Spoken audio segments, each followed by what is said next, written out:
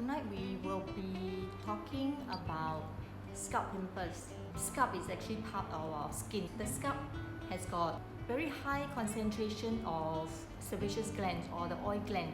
Sometimes when the secretion is too active, meaning that your oil gland is producing too much, then you will start to get a problem. This excess sebum will become a very good breeding area for the bacteria to multiply many times. When that happens, then we will start to feel itchy on the scalp. The reason of us having a scalp problem can be so many things. It can be a styling product like a gel, like a mousse, a wax, and sometimes it touches the scalp.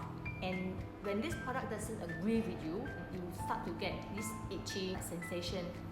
It can also be if you're not washing your hair properly, you didn't use the right product, you don't wash frequent enough. Sometimes certain type of food, for example, if you're eating food that are too spicy, too salty, will also form problem on the skin as well. And sometimes also you might notice that every time when you travel, your scalp feels not so comfortable, and then maybe right after you travel, you feel that there's some scalp irritation problem. Also the weather as well.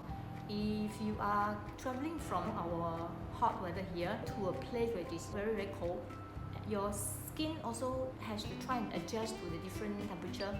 So pollution, change of weather, even change of time zone, this will be the kind of issue that will contribute to scalp inflammation, scalp irritation. One other very common situation is the puberty period, especially men, because male has got more concentration of oil gland on the scalp compared to women. They also tend to have larger and more active oil gland. Then your scalp will always tend to be oilier, and then the chances of you getting dandruff or scalp pimples or scalp irritation, inflammation is a lot higher. It can actually happen any part of the scalp.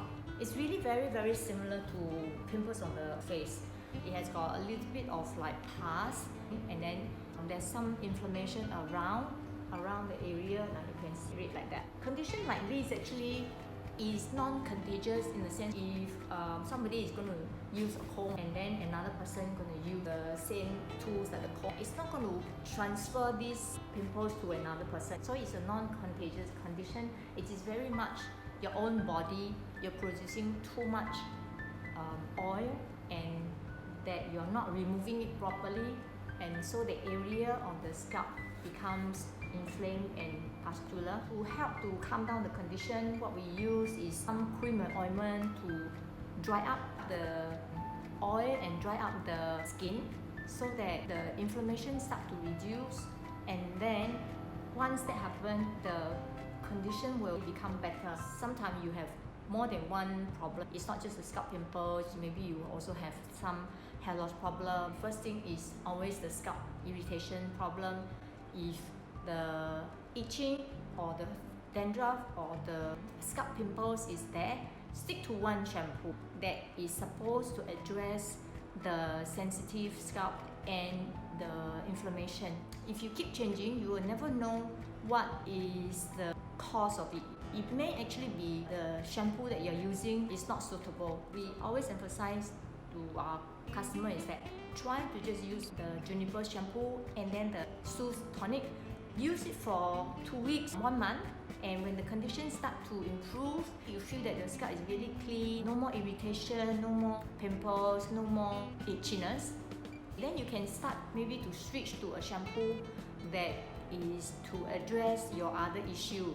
If you switch over to a different shampoo, use it for 2 days, 3 days, and if your scalps continue to feel okay, then fine. Otherwise, then go back to the juniper shampoo again to make sure your condition is under control.